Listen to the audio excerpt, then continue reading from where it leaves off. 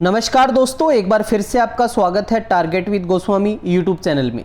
मैं सुनील गोस्वामी आशा करता हूँ आप सब अच्छे होंगे, कुशल मंगल होंगे। हम कर रहे थे संजीवनी सीरीज, बहुत ही महत्वपूर्ण जीके जीएस की ये सीरीज है। इसमें हम 2 प्रैक्टिस सेट कर चुके हैं, तो आप वो नहीं देखे हैं तो लिंक डिस्क्रिप्शन में है। ये जो प्रैक्टिस सेट है आपके आने वाले सभी कॉम्पिटिटिव एग्जाम के लिए बहुत ही बेनिफिशियल रहेंगे। इन सब की PDF फाइल आपको टेलीग्राम पर मिल जाएगी। तो चलिए बिना टाइम वेस्ट करते हुए स्टार्ट करते हैं इस सीरीज को। जमाना क्या सोचेगा कभी मत सोचना, जमाना क्या सोचेगा कभी मत सोचना, क्योंकि जमाना बहुत अजीब है। नाकामयाब लोगों का मजाक उड़ाता है और कामयाब लोगों से जलता है। तो अपने पथ पे आपको अग्रसर होते रहना है, आगे बढ़ते रहना है। किसी लोगों को, जो लोग हैं वो तो बोलते रहते हैं, उनका बिल्कुल आपको ध्यान नहीं देना है। तो चलिए फर्स्ट क्वेश्चन आपकी स्क्रीन पे है। संविधान का कौन सा भाग नागरिकता से संबंधित है? बहुत ही इंपॉर्टेंट क्वेश्चन है, बहुत बार एसएससी में पूछा गया है। जो नागरिकता जो है हमारी, वो संविधान के किस भाग से संबंधित है? तो आप सब जानते हैं जो नागरिकता है वो भाग 2 में है। किस में है? भाग 2 में। क्लियर है? भाग 2 में है। और जो नागरिकता है वो कितने प्रकार से दी जाती है, ये क्वेश्चन आपसे पूछ लें तो 5 प्रकार से जो है नागरिकता दी जाती है। किस प्रकार से? देखिए, जन्म के आधार पे, वंशानुगत के आधार पे, पंजीकरण करवा के नागरिकता, देशीकरण से, और विदेशी भूमि पर जब अधिग्रहण हो जाता है तो उस आधार पे भी नागरिकता दी जाती है। तो 5 टाइप से जो है नागरिकता दी जाती है। और भारत में कौन सी नागरिकता है, एक बार मैं आपको बता दूं तो भारत में है एकल नागरिकता। कौन सी नागरिकता है भाई? भारत में एकल नागरिकता है। तो ये बात भी आपको ध्यान रखनी है। अब देखिए, भारतीय संविधान के भाग 2 के अनुच्छेद 5 से 11 तक नागरिकता का उल्लेख किया गया है। नागरिकता लोकतंत्रात्मक राज्य व्यवस्था के जो अपरिहार्य है सिद्धांत को कानूनी स्वरूप प्रदान की जाती है। अब कुछ एक तो बता दिया मैंने कि 5 टाइप से जो है नागरिकता दी जाती है। भारत में कौन सी नागरिकता है? एकल नागरिकता है। और ये एकल नागरिकता का जो प्रावधान है ये कहाँ से लिया है, ये आपसे क्वेश्चन पूछा जा सकता है। तो ये ब्रिटेन से लिया गया है। क्लियर है? अब जो आर्टिकल आपका ये 11 है, आर्टिकल 11 के अनुसार जो हमारी पार्लियामेंट है, संसद को नागरिकता के संबंध में विधि बनाने का, कानून बनाने की जो शक्ति प्रदान की गई है, तो वो आर्टिकल 11 में आता है। तो 5 से 11 तक जो सिटीजनशिप है इसका उल्लेख है आर्टिकल में। भाग आपका 2 रहेगा। ठीक है? तो इंपॉर्टेंट है। और कितने प्रकार से दी जाती है? 5 प्रकार से। तो यहाँ तक आपको अच्छे से क्लियर हो गया होगा। चलिए नेक्स्ट क्वेश्चन देखते हैं। हमारा नेक्स्ट क्वेश्चन है, भारतीय संविधान का कौन सा आर्टिकल जो अस्पृश्यता है, जो अनटचेबिलिटी है, उसका उन्मूलन करता है? तो आर्टिकल कौन सा है आप सबको ज्ञात होगा। ये आर्टिकल होता है 17। अनुच्छेद 17 में जो है अस्पृश्यता का उन्मूलन किया गया है। क्लियर है? चलिए अब देख लेते हैं इसकी डिटेल। भारतीय संविधान के आर्टिकल 17 में अस्पृश्यता का उन्मूलन, जो अबोलिशन ऑफ अनटचेबिलिटी का प्रावधान किया गया है। अस्पृश्यता के प्रयोग एवं उसे बढ़ावा देने या उससे संबंधित जितने भी विवादों के जो कारण उत्पन्न किसी प्रकार की जो डिसेबिलिटी को दंडित करने के उद्देश्य से जो हमारी पार्लियामेंट है, संसद द्वारा जो है अनटचेबिलिटी के लिए अधिनियम 1955 पारित किया गया। अब क्वेश्चन ये भी आ जाता है कई बार कि जो अनटचेबिलिटी है इसके लिए कौन सा अधिनियम है? तो अधिनियम जो है 1955 पारित किया गया। और 1976 में इसमें क्या कर दिया गया? संशोधन, अमेंडमेंट किया गया। इसका नाम क्या कर दिया? नागरिकता अधिकार संरक्षण अधिनियम। ठीक है? जो 1955 है, protection of civil rights act 1955। ठीक है? तो इसको क्या कर दिया? नागरिकता अधिकार संरक्षण अधिनियम कर दिया। समझ आ गया? कौन से अनुच्छेद में आता है? आर्टिकल 17 में आता है। ठीक है? चलिए नेक्स्ट हमारा इंपॉर्टेंट क्वेश्चन देख लेते हैं। भाषाई आधार पर सर्वप्रथम किस राज्य का गठन हुआ? भाषा के आधार पर, लैंग्वेज के आधार पे जो सबसे पहले आपसे पूछा गया है तो किसका हुआ था भाई? आंध्र प्रदेश का हुआ था। भाषाई आधार पे आंध्र प्रदेश जो है इसका गठन किया गया। क्लियर है भाई यहाँ तक? चलिए, भाषाई आधार पर आंध्र प्रदेश का गठन हुआ 16 दिसंबर 1952 को 56 दिन की भूख हड़ताल के बाद। जो पोटी श्रीरामुलु थे इनकी मृत्यु हो गई थी। इन्होंने भूख हड़ताल की किसके लिए? एक अलग मतलब स्टेट के लिए। तो इनकी जो क्या हो गई थी, मृत्यु हो गई थी। और इनकी मृत्यु के पश्चात यहाँ व्यापक जन आंदोलन हुए। इसके फलस्वरूप मद्रास प्रेसिडेंसी को तेलुगु भाषी क्षेत्र को अलग करके 1 अक्टूबर 1953 को आंध्र प्रदेश राज्य का गठन किया गया। इंपॉर्टेंट है क्वेश्चन कि आंध्र प्रदेश राज्य, सिंपल क्वेश्चन आ सकता है, आंध्र प्रदेश राज्य का गठन कब हुआ, तो 1 अक्टूबर 1953 को। भाषाई आधार पे कौन सा बना सबसे पहले, तो बना ये आंध्र प्रदेश बना। अब चल देख लेते हैं वर्तमान की हम बात करते हैं। वर्तमान में आपको बता दूं कि हमारे 28 राज्य हैं और 8 हमारे केंद्र शासित प्रदेश हैं, जिसको हम यूनियन टेरिटरी बोलते हैं, यूटी बोलते हैं। क्लियर है। अब यहाँ 2 मोस्ट इंपॉर्टेंट आपको क्वेश्चन बता रहा हूँ। देखिए, जो हमारा दादरा नगर हवेली है, दादरा नगर हवेली, दादरा नगर हवेली में जो है किसको मर्ज किया गया है, दमन एंड दीव को। दमन दीव को जो है किस में मिला दिया, दादरा नगर हवेली में। ये 26 जनवरी 2020 को, ठीक है। मतलब दादरा नगर हवेली और दमन दीव ये दोनों एक ही यूटी है, ठीक है। इसके अलावा हम बात करें, क्योंकि पहले तो 29 राज्य थे, जम्मू कश्मीर भी एक स्टेट था। अब जम्मू कश्मीर और लद्दाख 2 क्या बन गए, अलग यूटी बन गए, ठीक है। JNK जम्मू कश्मीर और आपका लद्दाख, ठीक है, ये दोनों अलग यूटी हैं। तो इनको यूटी कब बनाया गया, ये क्वेश्चन भी आपसे पूछा जा सकता है। तो 31 अक्टूबर 2019 को इन दोनों को JNK और लद्दाख को क्या बना दिया, यूटी। तो अब वर्तमान में 28 राज्य हैं हमारे और 8 केंद्र शासित प्रदेश हैं, ठीक है। चलिए आगे बढ़ते हैं। नेक्स्ट हमारा क्वेश्चन है, जो मेकाल पर्वतमाला है ये किस राज्य में स्थित है। देखिए, मेकाल पर्वतमाला आपके छत्तीसगढ़ राज्य में है। कौन से राज्य में है, छत्तीसगढ़ राज्य में। ये जो मेकाल पर्वतमाला है ये सतपुड़ा जो पर्वतमाला है, कौन सी पर्वतमाला, सतपुड़ा, ठीक है। सतपुड़ा पर्वतमाला का ये एक हिस्सा है, याद रखना है आपको।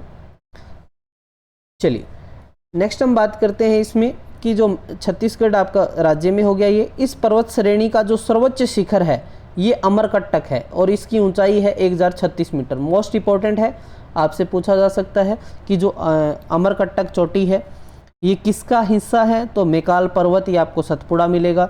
सबसे ऊंची चोटी सतपुड़ा की या मेकाल पर्वत की आपसे पूछेगा तो अमरकंटक होगी। सोन, नर्मदा, महानदी नदियों का जो उद्गम स्थल है वो अमरकंटक पहाड़ी से ही होता है। सोन गंगा की क्या है, प्रमुख सहायक नदी है। कौन सी नदी है, सहायक नदी है। तो यहाँ तक आपको अच्छे से समझ आ गया होगा। नेक्स्ट हमारा क्वेश्चन नंबर 5 है, जो कैलाश मानसरोवर की यात्रा पर जाने वाले तीर्थ यात्रियों को तिब्बत में प्रवेश करने के लिए किस दर्रे से, यहाँ पर ध्यान रखें, किस दर्रे को पार करना पड़ता है, ठीक है।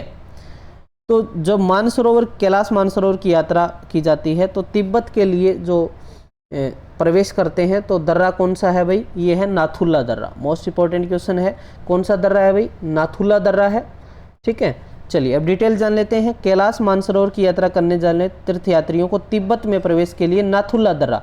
अब क्वेश्चन क्या बनेगा, नाथुला दर्रा किस में है, तो सिक्किम में है, ठीक है। किस में है, सिक्किम में। और जो लिपुलेख दर्रा है ये उत्तराखंड को पार, उत्तराखंड में है, इसको पार करना पड़ता है। तो 2 दर्रे, नाथुला दर्रा और लिपुलेख। नाथुला दर्रा भारतीय राज्य सिक्किम को तिब्बत चुंबी घाटी से जोड़ता है, जबकि लिपुलेख दर्रा हिमालय पर्वत श्रेणी में अवस्थित उत्तराखंड जो है को, या तिब्बत, क्योंकि चीन ने कब्जा, चीन ने इस पे अधिकार कर रखा है, तो मध्य में स्थित ये के दर्रा है। तो नाथुला दर्रा हो गया एक आपका, हो गया इसमें लिपुलेख जो उत्तराखंड में है और नाथुला कहाँ आपके सिक्किम में पड़ता है। समझ आ गया आपको यहाँ तक। चलिए आगे बढ़ते हैं। एक सिक्किम के बारे में और इन्फॉर्मेशन है। देखिए, जनसंख्या में सबसे छोटा है सिक्किम, ठीक है, और सबसे ज़्यादा पॉपुलेशन है उत्तर प्रदेश की। नेक्स्ट हमारा इंपॉर्टेंट क्वेश्चन है, भारत में सबसे लंबा जो समुद्र तट है, सी बीच है, वो कौन सा है। देखिए ये आप सबको ज्ञात होगा, ये कौन सा है आपका, मरीना तट है, ठीक है। जो मरीना तट है, जो ये बंगाल की खाड़ी के साथ स्थित है, ये मरीना तट आपको याद रखना है, ठीक है। तो तमिलनाडु की राजधानी चेन्नई में स्थित मरीना तट है, ये भारत का सबसे लंबा समुद्री तट है। इसकी कुल लंबाई लगभग कितनी है, लगभग ये कई किताबों में आपको 12 किलोमीटर दी मिलेगी, कई में 13 किलोमीटर। तो 13 किलोमीटर के लमसम ये जो है लगभग मैं आपको बता रहा हूँ, अप्रॉक्सीमेट कितनी है, 13 किलोमीटर है, तो याद रखना है आपको। अब इसके साथ साथ 2-3 क्वेश्चन देखिए, मैंने आपको करवाया क्या, मरीना तट करवाया। मरीना तट ये तमिलनाडु की राजधानी चेन्नई में स्थित है। अब कई बार आपसे क्या पूछ लेंगे, बताइए पूरी तट कहाँ है, ठीक है, तो पूरी तट है, ये पूरी कहाँ पड़ता है, उड़ीसा में, तो उड़ीसा के पूरी में पूरी तट है। कई बार आपसे क्या पूछ लेंगे, जुहू बताइए, ठीक है, क्या पूछ लेंगे, जुहू समुद्र तट कहाँ है, जुहू समुद्र तट, तो आप बता देंगे ये पड़ता है आपके महाराष्ट्र में, मुंबई लिख देंगे आप, ठीक है, महाराष्ट्र मुंबई। या कई बार दांडी, तो आपको दांडी यात्रा से याद आ जाएगा, दांडी समुद्र तट ये कहाँ पर है, तो ये आपके गुजरात का दांडी जो गांव है वहाँ पे है, ठीक है। तो ये आप साथ साथ जो इसके फैक्ट हैं ये भी आप ध्यान रखें, क्योंकि क्वेश्चन ज़रूरी नहीं है कि जो एग्जैक्ट करवाया गया वही आए, इससे रिलेटेड क्वेश्चन भी आपसे पूछा जा सकता है। चलिए आगे बढ़ते हैं दोस्तों। क्षेत्रफल की दृष्टि से अकॉर्डिंग टू एरिया जो है, भारत का सबसे बड़ा राज्य कौन सा है। क्षेत्रफल में आप सब जानते हैं जो राजस्थान है ये सबसे बड़ा है, राजस्थान सबसे बड़ा है। चलिए डिटेल देख लेते हैं। क्षेत्रफल की दृष्टि से भारत का सबसे बड़ा जो राज्य है वो राजस्थान है, जिसका कुल क्षेत्रफल कितना है, 3,42,239 वर्ग किलोमीटर में फैला है राजस्थान।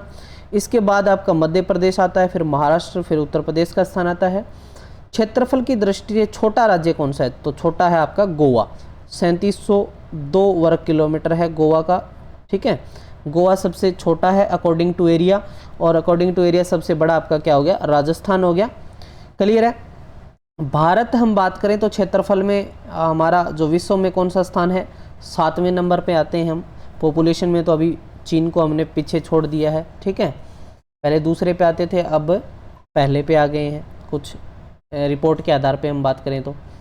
क्लियर है, यहाँ तक समझ आ गया। अब राजस्थान की कुछ चीज़ें हम देख लेते हैं। देखिए राजस्थान में आप सब जानते हैं यहाँ पर राज्यसभा की जो हैं 10 सीटें हैं, लोकसभा की मैं बात करूँ तो यहाँ पर 25 सीटें हैं, और विधानसभा की मैं याद करूँ तो यहाँ पे 200 सीटें हैं, ठीक है, याद रखना है। सीएम यहाँ पर अभी जो नए सीएम बने थे उनका नाम है भजनलाल शर्मा, भजनलाल शर्मा, याद रखना है आपको। और यहाँ पर यदि गवर्नर आपसे पूछ लिया जाए तो कौन है यहाँ पे, कलराज मिश्र है, ठीक है,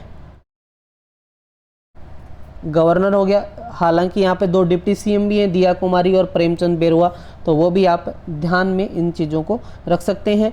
राजस्थान जो ये आपको दिख रहा है, ये राजस्थान, इसमें टोटल 50 ज़िले हैं, कुछ नए ज़िले भी बनाए गए आप सबको पता होगा, तो अब टोटल 50 ज़िले हो गए हैं। राजस्थान में कितने ज़िले हैं भाई, 50 हैं, ठीक है। चलिए आगे चलते हैं। किस संविधान संशोधन द्वारा दिल्ली को जो राष्ट्रीय राजधानी क्षेत्र का दर्जा प्रदान किया गया। मोस्ट इंपॉर्टेंट क्वेश्चन है, एसएससी में तो आता ही रहता है, ठीक है। तो आप सबको पता होगा दिल्ली को जो है 69वां संविधान संशोधन था। कौन सा संविधान संशोधन था ये, 69th, ठीक है, 69वां लिख देता हूँ मैं यहाँ पर, संविधान संशोधन, ठीक है। अब आप पूछेंगे ये कब हुआ संविधान संशोधन, तो ये हुआ था भाई 1991 में, 1991 में। और एक और बता दूं आपको, देखिए जब, क्योंकि दिल्ली क्या है आपका यूटी है, और यहाँ पर क्या बनता है, जो है एलजी बनता है, लेफ्टिनेंट गवर्नर, उपराज्यपाल। तो आपसे पूछ लें कि पहले जो उपराज्यपाल थे वो कौन थे, तो पहले मैं बता देता हूं। अब वर्तमान में कौन है वो आपको कमेंट करना है। आदित्यनाथ झा पहले क्या थे, उपराज्यपाल थे। क्लियर है भाई। देखिए 69वां संविधान संशोधन 1991 के तहत संविधान में आर्टिकल 239 ये ए है, ठीक है, क्या क्या लिख रखा है जो, और ये 239 ए बी है, को जोड़ा गया, ठीक है। मतलब आपसे ये क्वेश्चन भी पूछा सकता है किस अनुच्छेद के तहत दिल्ली को जो है राजधानी का दर्जा दिया गया, तो आर्टिकल कौन सा यूज किया गया था, 239 ए मिलेगा या तो ऑप्शन में, या फिर ए बी मिलेगा, ठीक है। इसके द्वारा देश की राजधानी दिल्ली को संघ राज्य की श्रेणी में कायम रखते हुए इसके लिए एक विधानसभा और मंत्रिपरिषद का उपबंध किया गया, क्योंकि आप सब जानते हैं कि दिल्ली में सीएम बनता है ना, अभी आम आदमी पार्टी की सरकार है यहाँ पे, संघ राज्य क्षेत्र दिल्ली को अब राष्ट्रीय राजधानी क्षेत्र दिल्ली जो है national capital territory Delhi NCTD के नाम से जाना जाता है। क्लियर है भाई? चलिए कमेंट सेक्शन में सारे बच्चे आप बताएंगे कि दिल्ली में जो विधानसभा है उसकी कितनी सीटें हैं, क्योंकि लोकसभा की सीटें मैं आपको बता देता हूँ 7 हैं। ठीक है, लोकसभा की 7 हैं, विधानसभा की कितनी सीटें हैं?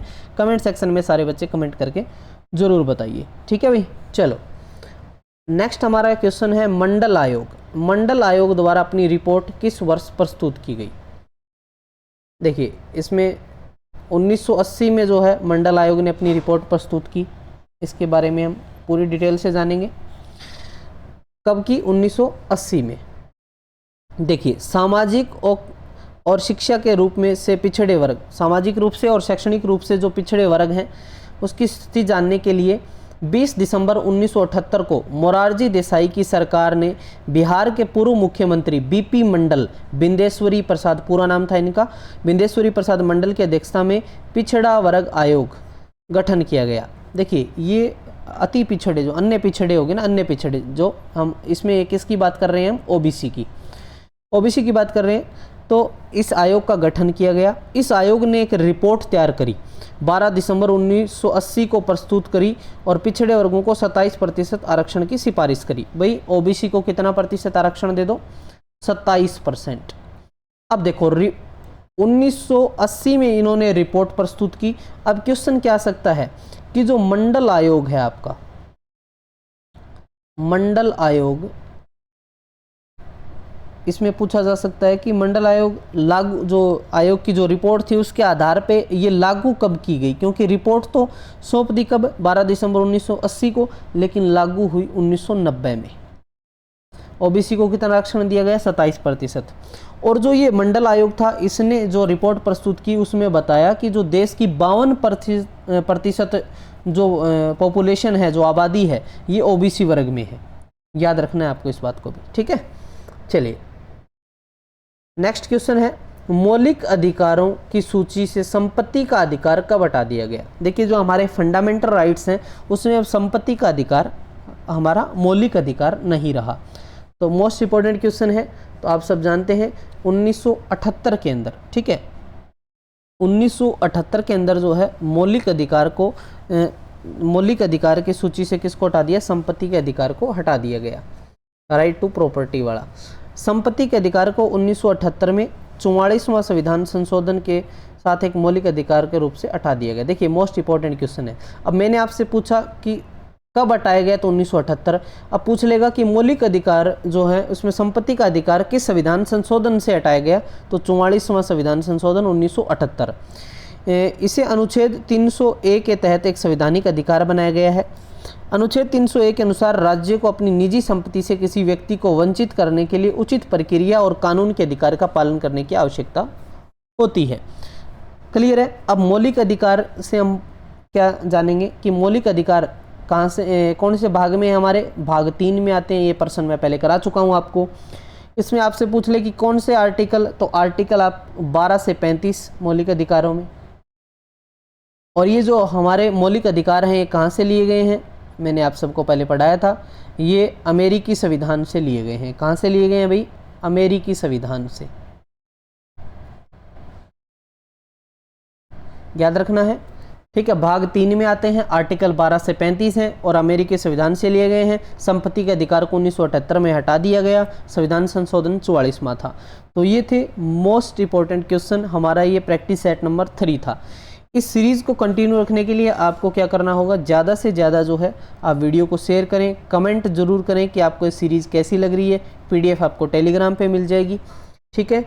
तो मिलते हैं नेक्स्ट एपिसोड में, तब तक के लिए धन्यवाद। Thank you. जय हिंद, जय भारत।